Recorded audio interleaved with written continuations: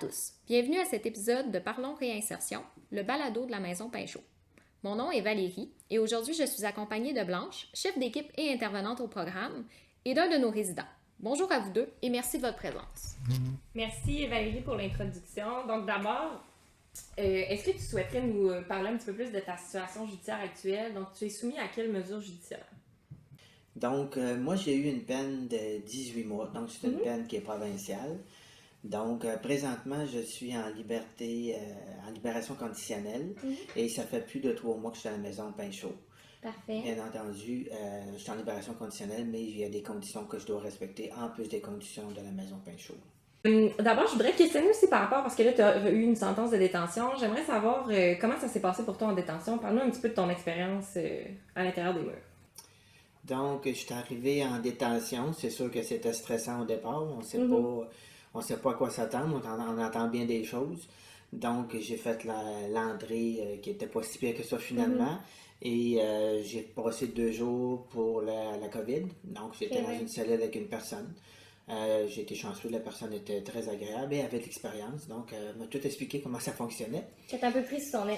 Tout à fait. Puis la façon qu'il avait tout décrit, c'était vraiment comme ça, même si ça faisait plus de 10 ans qu'il était allé. Donc, c'est ça. Finalement, au bout de 2 jours, je me suis retrouvé avec un groupe. J'ai été très bien accueilli, ça a bien été, ça fonctionnait sur le respect, puis ça a été quand même, c'est pas un camp de vacances, mais ça a été quand même respectueux, puis j'ai fait mon temps. Tout à fait. Puis, tu sais, tantôt, tu mentionnais, on entend toutes sortes de choses par rapport à la détention. Est-ce qu'il y a certains éléments que tu penses qui te viennent en tête à ce niveau-là?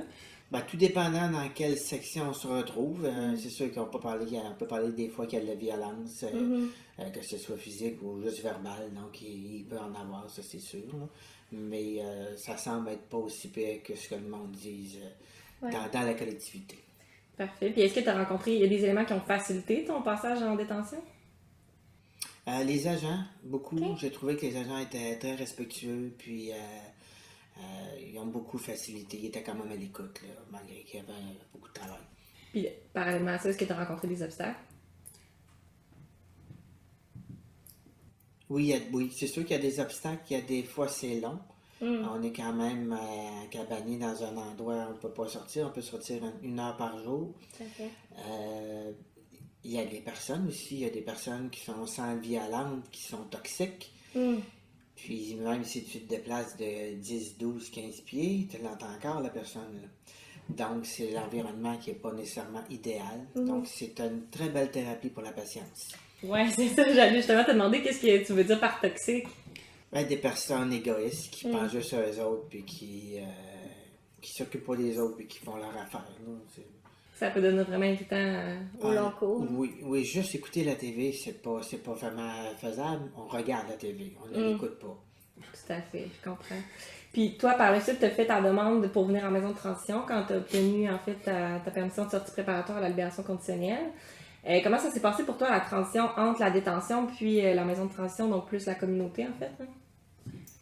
Donc, je suis arrivé à la maison de transition. Ça a quand même bien été. J'ai été très, très bien accueilli. J'ai eu un 48 heures au départ d'évaluation qu'on appelle. Suite à ça, je pouvais faire des sorties. Donc, je suis allé progressivement et prudemment, mais je suis allé voir mes proches, puis ça a quand même très, très bien été. Là.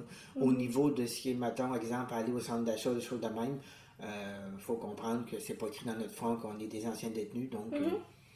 T'es dans la liste de Dollarama, puis ça fait aucune différence. Là. C'est pas quelque chose qui t'a freiné, toi, de ton côté, quand t'as repris un peu plus tes activités régulières? Non, pas du tout. Parfait. Puis, est-ce qu'il y a des facteurs qui t'ont plus aidé ici quand t'es venu en transition? Qu'est-ce qui a facilité ton séjour? Ici, les intervenantes sont là pour nous. Ils sont très à l'écoute. Ils sont là pour nous aider, même si beaucoup de monde disent le contraire. Ils sont vraiment là. C'est surprenant comment ils sont là pour nous. Comme il y en a certaines qui disent on n'a pas de parcours parfait, on peut faire des erreurs, mais il y a un contexte, puis ils prennent le temps de nous écouter, puis on avance puis avec ça, puis de plus en plus on réussit à s'insérer, puis ça va de mieux en mieux. Puis en parlant de ça, est-ce qu'il y a une intervention qui a été plus significative pour toi dans ton séjour? Oui, mon intervenante qui était attitrée à moi, elle m'avait elle voyait qu'il y avait de quoi avec mes proches qui n'était pas réglé. Donc, aussitôt que j'en parlais, j'avais une petite larme. Donc, elle m'a dit, à un moment donné, elle dit, là, à soir, tu vas y aller, puis vous allez vous parler. Puis ça a été merveilleux parce que nous, on a pleuré, mais on a réglé beaucoup de choses. Puis depuis ce temps-là, ça va très bien. Fait qu'elle t'a un peu donné le courage d'adresser certains éléments que tu n'avais jamais fait par le passé. Tout à fait. Ok, super. Puis, qu'est-ce que tu aurais à dire à une personne qui vit un contexte similaire à toi, soit qui attend, par exemple, une sentence, qui est dans un processus judiciaire ou qui est rendu peut-être un petit peu plus loin aussi, qui est plus en processus de réinsertion sociale? Quel conseil tu aurais à lui donner? Pour les personnes qui ne sont pas encore judiciarisées, je leur dirais d'être patient puis d'avoir confiance. Puis ça se fait par du monde. Oui, c'est pas agréable, mais ça se fait. C'est pas la meilleure période de notre vie. Mais si on prend le temps prend ce temps-là pour arrêter puis réfléchir, ben à ce moment-là, on peut en sortir grandi puis on peut prendre le temps de voir ce qui va pas pour justement avancer par la suite. C'est ce que je dirais. Tout à fait. Puis, j'avais une question à m'a sorti de l'esprit. Moi, je serais curieuse de savoir s'il y avait des éléments, des préconçus, des idées que tu avais de la maison de transition avant de venir ici, puis qui auraient peut-être soit pas été conformes à ce que tu pensais. Ou... Oui, c'est sûr qu'il y a beaucoup de choses qui se disent en prison. Comme exemple, il y a les positifs et négatifs. Donc, il y en a qui disent que si tu fais tout bien ça, après un mois, t'es sorti, t'es libre. Donc, c'est pas comme ça, pas simple comme ça. Faut quand même... On se parle d'une réinsertion, là. C'est pas magique, on prend le temps de le faire. On s'assure que tout est correct. Puis quand ils sont sûrs que ça va très bien, ils sont là pour nous aider, comme je vous disais. Donc, c'est important. Fait que ça peut prendre plusieurs mois, mais ils prennent le temps. Puis honnêtement, c'est pas une mauvaise chose. Moi, ça fait plus de 3 mois que je suis ici. Puis je regrette pas parce que j'aurais pas voulu qu'au bout d'un mois, ils me libèrent. J'étais pas prêt. Puis d'un autre côté, il y en a d'autres qui se font dire que la maison Passeau, c'est terrible. C'est pénible, fais attention à qui tu parles, alors que c'est pas ça du tout. C'est vraiment un environnement avec plusieurs gars qui sont pour la majorité sympathiques, avec qui tu crées des liens. La nourriture est excellente, on est bien traité, puis c'est vraiment pas ce que le monde peut dire. C'est super bien. Puis toi, quand tu es arrivé ici, est-ce que tu en avais justement certaines appréhensions par rapport à ce que tu avais entendu en détention? Non, moi je fais beaucoup confiance à la vie, puis je savais que la maison Pinchot était bien. Puis mettons que quand tu fais un bout de détention après ça, il y a beaucoup moins de choses qui te dérangent. Ouais. Tu viens avec un laisser-aller qui est quand même assez plaisant, là. Donc, de toute façon, je me disais que ça pouvait pas être pire que la prison. Tout à fait. Donc, c'était un pas vers l'avant, donc non, j'avais pas d'appréhension. Tout à fait. Puis, tu sais, te connaissant, en t'ayant côtoyé dans différents contextes d'intervention, je pense que la transition t'a permis beaucoup de faire un peu le point sur ta vie, puis de venir te poser, je pense. Là. Puis on en a souvent parlé. Là. Tout à fait. Donc, ça m'a permis de prendre le temps de faire mes choses comme il faut, de pas aller trop vite, parce que c'est très facile de se dire, on sort de prison, puis on rembarque dans la roue de la vie, puis on travaille, puis on réfléchit pas parce que la vie va vite. C'est ça qui fait des fois que, justement, tu réfléchis pas à voir ce qui va pas, puis c'est là que tu peux te retrouver en détention. Donc, prendre le temps d'arrêter pour, justement, voir ce qui va pas, le corriger, puis repartir, ben, avec le moment de détention et après ça avec la maison Pinchot, ça te permet justement de faire ça et de repartir comme il faut, plus solide avec des bonnes bases, puis des bons outils. Puis, tu sais, si on vous nomme souvent, c'est l'importance de faire différemment pour éviter de ne pas retourner dans les mêmes pantoufles, dans les mêmes patterns, je dirais, là, puis essayer de vous éloigner le plus possible de la récidive aussi. Là. Tout à fait. Ça t'a vraiment permis de te poser dans ce sens-là. C'est ça, ça nous permet de voir et réaliser c'est quoi qui allait pas, puis c'est quoi qu'on faisait pas correct, puis c'est quoi, comme tu dis, le pattern qui fait que... Parce que on peut retourner là-dedans, mais si on met les outils pour justement être capable de le détecter, puis pas retourner dedans, puis à ce moment-là, on est capable de continuer. Puis, tout à fait. Puis de le faire en ayant un filet de sécurité aussi, qui est la... Puis ça, on l'a souvent discuté, mais qui est la maison de transition. Ça devient une difficulté dans ce processus-là qui est pas simple en soi. Là. On vous demande de faire différemment de ce que vous avez fait pendant X nombre d'années. Ben, en même temps, la transition vous assure un filet de sécurité, une aide qui est là advenant des difficultés. Effectivement, si on essaye nos nouvelles méthodes, ça ne fonctionne pas nécessairement. Mais on a la maison Pinchot, on a les intervenantes qui peuvent nous permettre justement de nous guider et de nous aider là-dedans, les SRR, puis finalement on trouve notre beat. Tout à fait. Puis ça m'amène à te questionner aussi, est-ce que tu aurais un conseil à donner aux intervenants qui œuvrent auprès des personnes judiciarisées qui sont en processus de réinsertion sociale?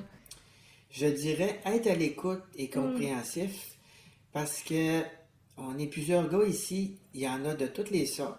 Il y en a qui sont plus rough sur les bords dans le sens qu'ils parlent différemment. Il y en a d'autres qui sont fermés.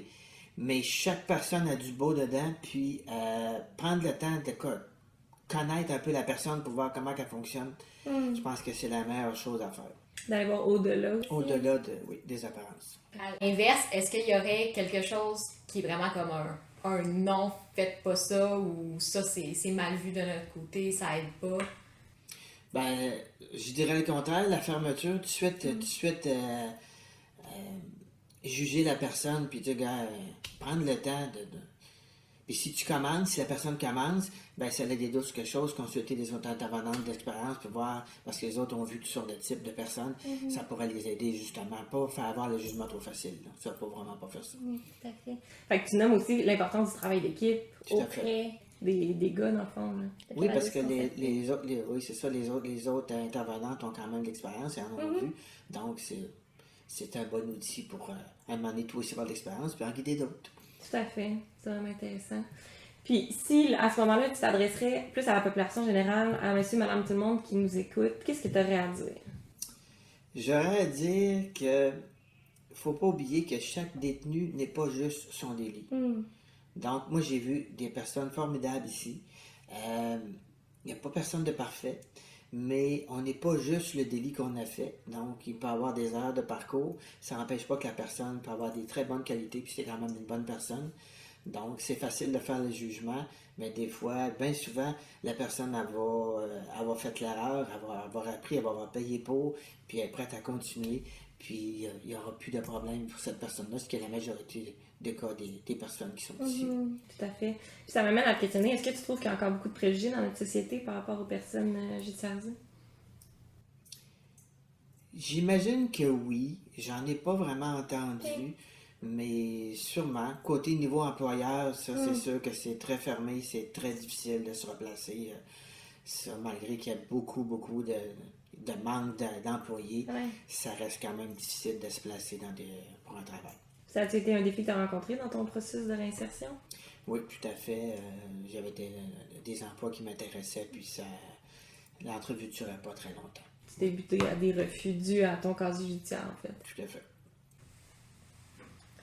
Donc, j'aimerais qu'on discute un petit peu des proches. Qu'est-ce qui a été aidant pour toi de ton côté auprès de ton entourage? Est-ce que tu aurais un conseil à donner à une personne que dans son entourage, il y a quelqu'un qui a été judiciarisé?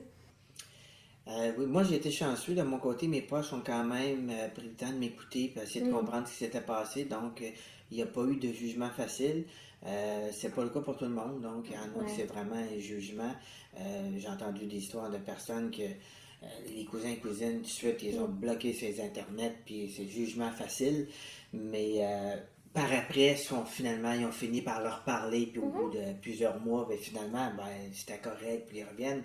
Mais pourquoi pas, au départ, prendre le temps de parler à la personne, puis voir, tu connais la personne. Là. Ça peut arriver qu'elle fait des erreurs, oui, mais c'est pas nécessairement rendu une si mauvaise personne que ça. Il y a un contexte, il y a des choses qui peuvent être expliquées. Donc, prendre le temps de parler avec la personne, puis... Comme tu disais tantôt, que la personne n'est pas juste son délit. Fait que quand même que... Effectivement, on n'est pas juste notre délit, on est plus que ça. Moi, j'ai vu plusieurs personnes ici qui sont des bonnes personnes, oui, ont fait des délits, mais il y a quand même plus que ça d'une personne, puis c'est pas ça qui fait... Le délit, c'est pas ça qui fait de nous seulement ce qu'on est, on est plus que ça. Donc, on a fait des bonnes choses dans notre vie, oui, on a fait des erreurs, mais dans notre vie au complet, je pense qu'il y a beaucoup plus de bons que de mauvais qui ressortent.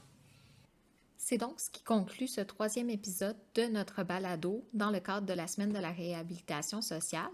Si vous avez des questions, vous voulez plus d'informations, vous aimeriez pouvoir vous impliquer auprès de notre organisation, je vous invite à consulter notre site internet www.maisonpainchaud.org. Vous avez aussi là, plein d'informations sur les emplois qui sont disponibles, les services qui sont offerts. Donc, je vous invite à prendre connaissance de notre site internet si vous souhaitez plus d'informations. Je vous remercie de votre écoute et on espère que ce balado va vous avoir permis d'en apprendre plus sur la réalité de la réhabilitation sociale, du moins dans notre organisation.